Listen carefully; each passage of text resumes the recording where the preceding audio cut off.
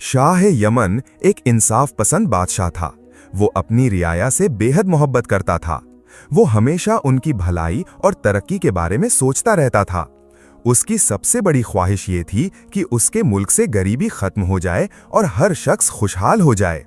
इसीलिए वो रोजाना दरबार में बेरोजगार अफराद को बुलाकर उनकी मदद किया करता और उन्हें रोजगार फराहम करता था। शाह यमन की मोहब्बत और सखावत को देखकर लोग उसे खुदा दोस्त के लक़ब से पुकारने लगे थे। एक दिन वो दरबार में बैठा था कि बेरोजगार अफराद की कतार आकर खड़ी हो गई। बादशाह जब सबकी मदद कर चुका तो उसने एक फकीर से पूछा, तुम क्या चाहते हो, नौकरी या कारोबार के लिए रकम? फकीर ने जवाब दिया, ऐ शाह, अल्लाह तुझे तरक्की दे और तेरी उम्र को दराज करे। मैं हमेशा भीख मांगकर जिंदगी गुजर बसर करता हूँ।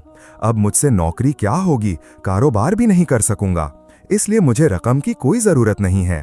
शाह यमन ने कहा, फिर यहाँ आने का मकसद क्या है, बयान करो। फकीर ने कहा, ऐ नेक दिल और गरीब परवर बादशाह, अगर तू मुझे 3 दिन के लिए बादशाहत दे दे तो फिर मेरा कोई सवाल नहीं होगा। शाह यमन मुस्कुरा कर बोला, अगर तुम खुद को इस काबिल समझते हो तो आओ और मेरे तख्त पर बैठ जाओ। फकीर बोला, अल्लाह तेरा भला करे, तूने मेरी सुनी है, अल्लाह भी तेरा भला करेगा। शाह यमन ने वजीर आजम से कहा, 3 दिन तक ये शख्स हमारी जगह हुकूमत करेगा। तुम इसकी खिदमत में हाजिर रहना और इसके हुक्म को दिलो जान से मानना। वजीर आजम ने जवाब दिया, जहां पनाह, आप फिक्र न करें, मैं और दूसरे तमाम वज़रा इसके हर हुक्म को पूरा करेंगे। फिर शाह यमन ने फकीर को अपनी जगह तख्त पर बिठाया, ताज उसके सर पर रखा और उसे सलामी दी, फिर वहां से चला गया। फकीर बादशाह ने वजीर आजम की तरफ देखा, अपनी मूंछों को ताव दिया और अपनी लंबी दाढ़ी पर हाथ फेरा। फिर उसे हुक्म दिया, ऐ वजीर आजम, तुम फौरन हमारे लिए नए और बादशाहों जैसे कपड़े सिलवाकर हमारे सामने पेश करो। वजीर आजम ने कहा, बहुत बेहतर है बादशाह सलामत, मैं अभी दर्जी को पैगाम पहुंचा देता हूँ।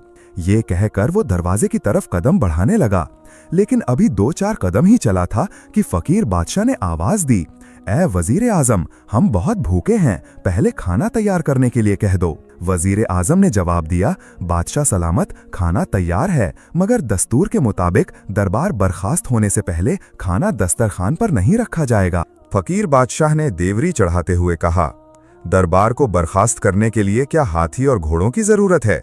बस कह दो कि अब सब लोग अपने अपने घरों को जाएं और आराम करें।